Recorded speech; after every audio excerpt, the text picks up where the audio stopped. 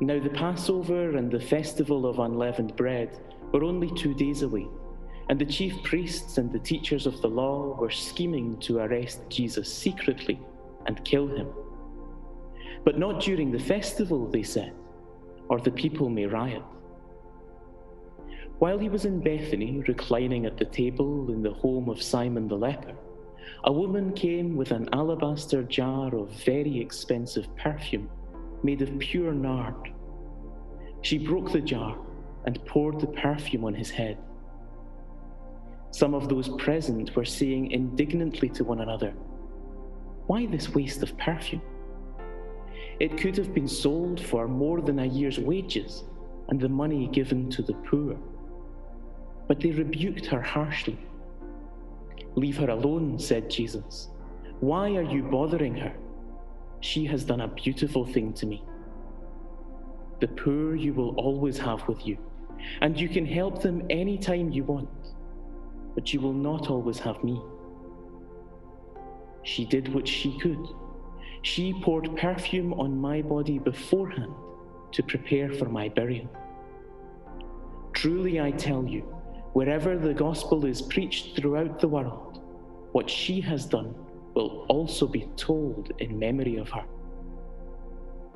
Then Judas Iscariot, one of the 12, went to the chief priests to betray Jesus to them. They were delighted to hear this and promised to give him money, so he watched for an opportunity to hand him over.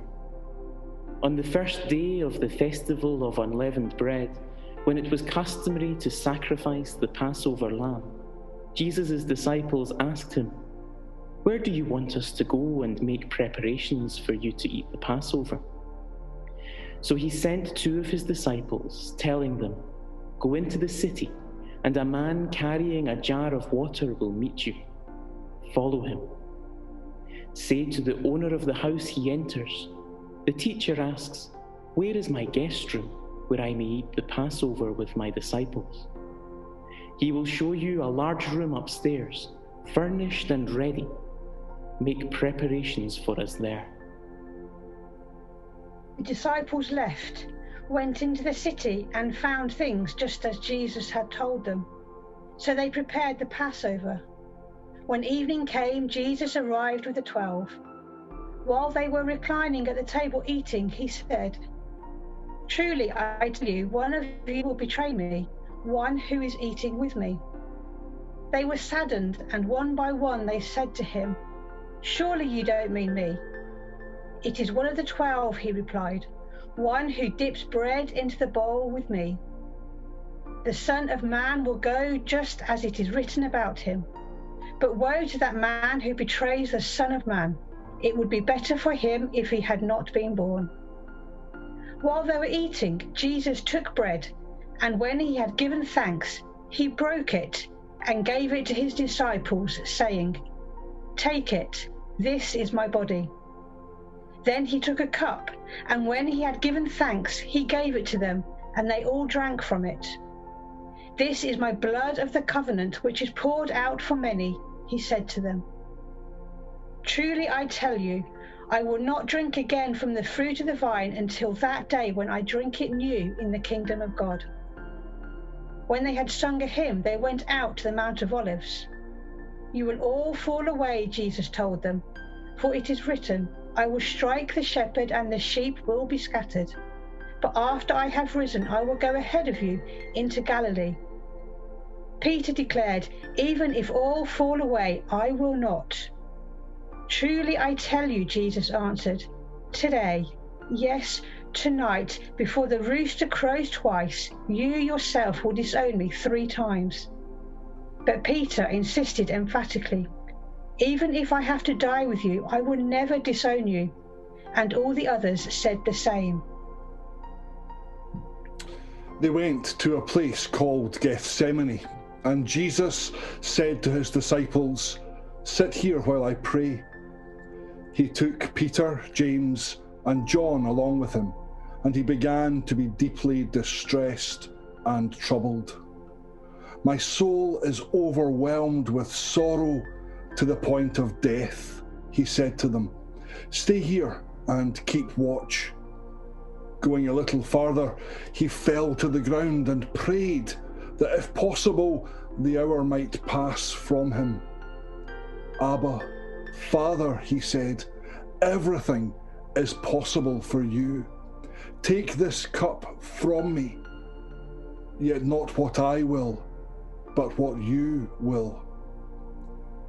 Then he returned to his disciples and found them sleeping. Simon, he said to Peter, are you asleep? Couldn't you keep watch for 1 hour? Watch and pray so that you will not fall into temptation. The spirit is willing, but the flesh is weak. Once more he went away and prayed the same thing. When he came back, he again found them sleeping, because their eyes were heavy. They did not know what to say to him. Returning the third time, he said to them, are you still sleeping and resting? Enough! The hour has come. Look, the Son of Man is delivered into the hands of sinners. Rise, let us go. Here comes my betrayer. Just as he was speaking, Judas, one of the 12, appeared. With him was a crowd armed with swords and clubs, sent from the chief priests, the teachers of the law, and the elders. Now the betrayer had arranged a signal with them. The one I kiss is the man. Arrest him and lead him away under guard. Going at once to Jesus, Judas said, Rabbi, and kissed him. The men seized Jesus and arrested him. Then one of those standing near drew his sword and struck the servant of the high priest, cutting off his ear. Am I leading a rebellion, said Jesus, that you have come out with swords and clubs to capture me? Every day I was with you, teaching in the temple courts, and you did not arrest me, but the scriptures must be fulfilled. Then everyone deserted him and fled. A young man, wearing nothing but a linen garment, was following Jesus when they seized him. He fled naked, leaving his garment behind.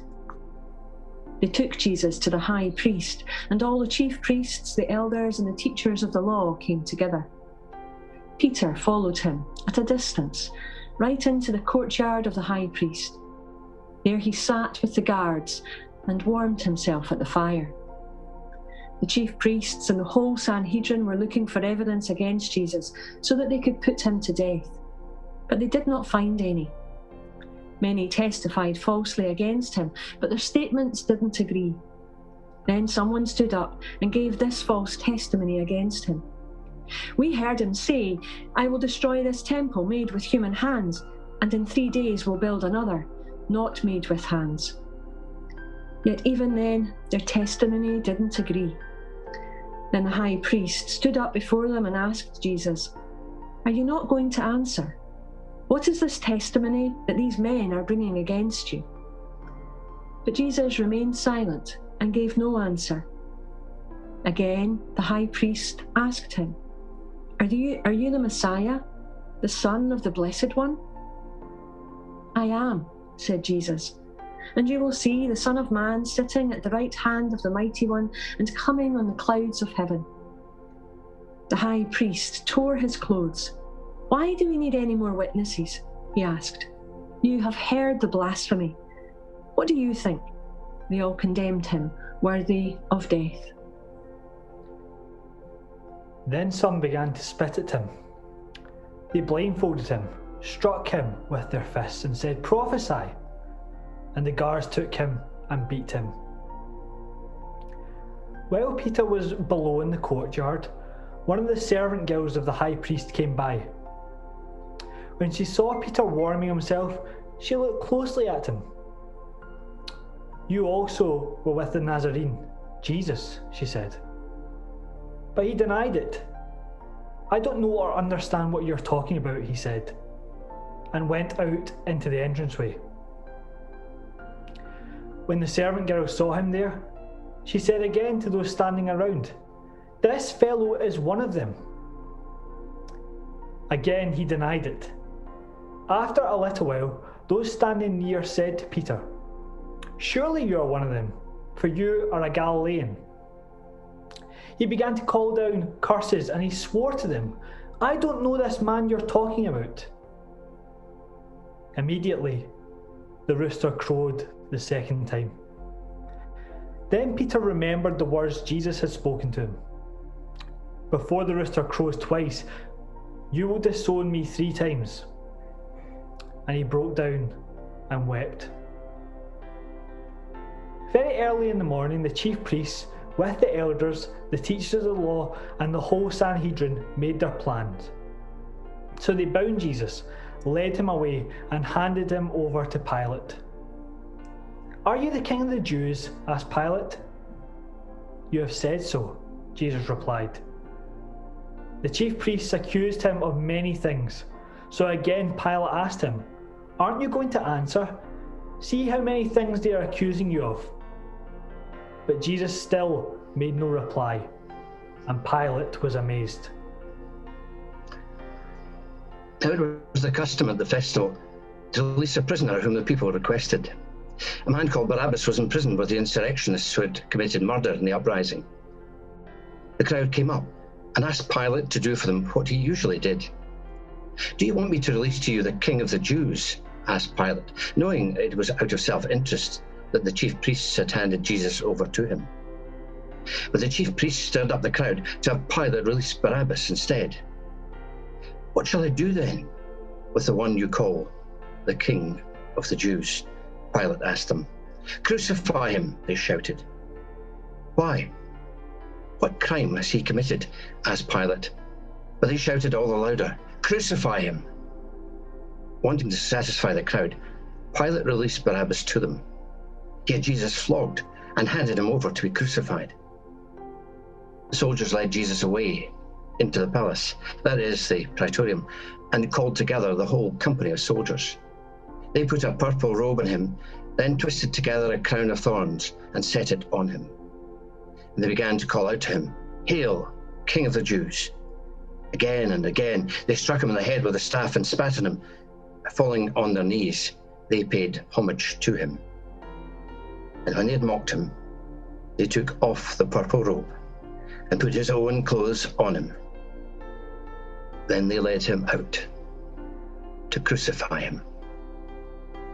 A certain man from Cyrene, Simon, the father of Alexander and Rufus, was passing by on his way in from the country, and they forced him to carry the cross. They brought Jesus to the place called Golgotha, which means the place of the skull. Then they offered him wine mixed with myrrh, but he did not take it. And they crucified him. Dividing up his clothes, they cast lots to see what each would get. It was 9 a.m. when they crucified him. The written notice of the charge against him read, "The King of the Jews." They crucified 2 rebels with him, one on his right and one on his left. Those who passed by hurled insults at him, shaking their heads and saying, "So, you who are going to destroy the temple and build it in 3 days, come down from the cross and save yourself." In the same way, the chief priests and the teachers of the law mocked him among themselves. "He saved others," they said, "but he can't save himself. Let this Messiah, this King of Israel, come down now from the cross, that we may see and believe." Those crucified with him also heaped insults on him. At noon, darkness came over the whole land until 3 in the afternoon. And at 3 in the afternoon, Jesus cried out in a loud voice, "Eloi, Eloi, lama sabachthani," which means, my God, why have you forsaken me?" When some of those standing near heard this, they said, "Listen, he's calling Elijah." Someone ran, filled up a sponge with wine vinegar, put it on a staff and offered it to Jesus to drink. "Now leave him alone. "Let's see if Elijah comes to take him down," he said. With a loud cry, Jesus breathed his last. The curtain of the temple was torn in two from top to bottom, and when the centurion who stood there in front of Jesus saw how he died, he said, "Surely this man was the Son of God." Some women were watching from a distance. Among them were Mary Magdalene, Mary, the mother of James the younger, and of Joseph and Salome. In Galilee, these women had followed him and cared for his needs. Many other women who had come up with him to Jerusalem were there also. It was preparation day, that is, the day before the Sabbath. So as evening approached, Joseph of Arimathea, a prominent member of the council who was himself waiting for the kingdom of God, went boldly to Pilate and asked for Jesus' body. Pilate was surprised to hear that he was already dead. Summoning the centurion, he asked him if Jesus had already died. When he learned from the centurion that it was so, he gave the body to Joseph. So Joseph bought some linen cloth, took down the body, wrapped it in linen, and placed it in a tomb cut out of rock. And then he rolled a stone against the entrance of the tomb. Mary Magdalene and Mary, the mother of Joseph, saw where he was laid.